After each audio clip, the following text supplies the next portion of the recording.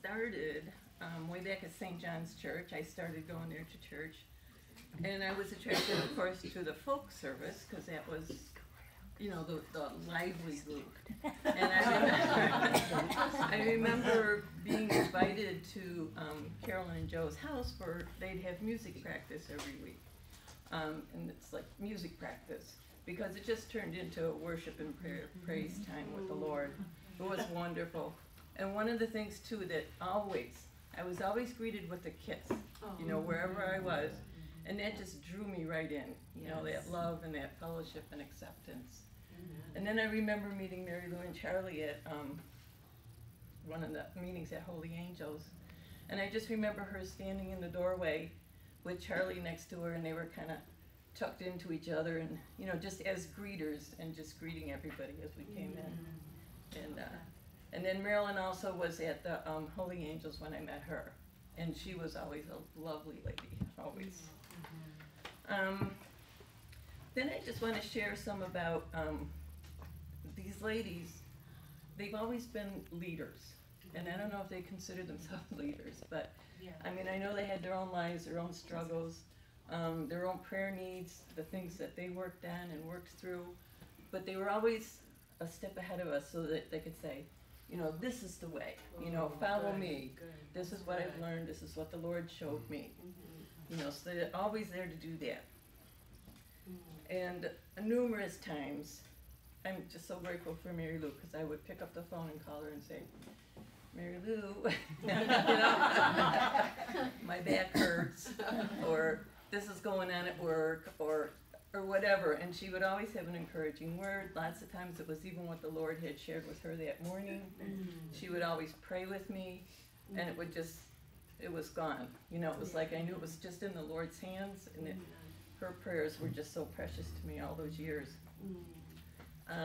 Also, on a very practical side, Carolyn was always there if you needed a ride. If you had to go to a doctor, if you had an emergency, she was always there with her car, and always well in time. She was always early. So 15, 20 minutes. You know, you always had to make sure you were ready early because she was there. But there have been times too where I was not able, like, to clean my house or to do my laundry.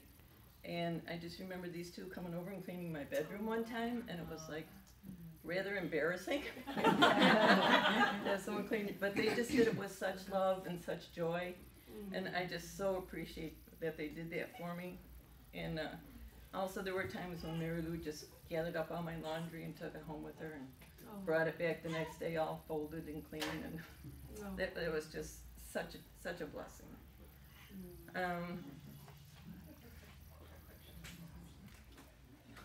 Okay, let's see. So they really just have been a gift to Joy, to these women, to our families here at Joy.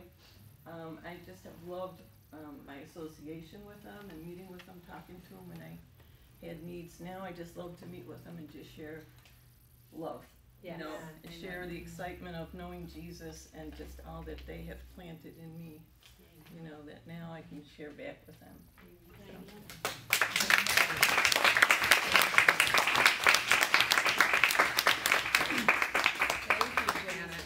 That was great. Ladies, Dana Fantagrassi couldn't be here today because they're on a much needed and deserved vacation, but she wrote some words for you that I'm going to read to you. So Mary Lou, she remembers a story that you shared a while back. You really impressed upon her the importance of staying under your husband's covering in all areas of life. You shared how when we fail to listen to the advice or guidance of our husbands, we can miss out on the Lord's blessings because God has placed them in our lives. She has learned to appreciate this in her own marriage, and whenever she thinks her own way is best, she remembers the short story you told her. And she's urged to hold her tongue and trust that the Lord is using her husband to guide and protect her as the man of God in her life. She says, thank you, Mary Lou. And Carolyn, she says, as a newly engaged young woman, I had asked you a question about how you maintain your spiritual life while married and together as a couple. I so appreciated your example to me of how how you and Papa Joe each had your own individual time with the Lord, and then you came together to pray and read the Word as a couple. This has reminded me throughout my marriage that my personal walk with the Lord needs to continue and deepen, and then also our relationship as a couple, with the Lord flowing from there as an act of worship. Thank you for being an example of that.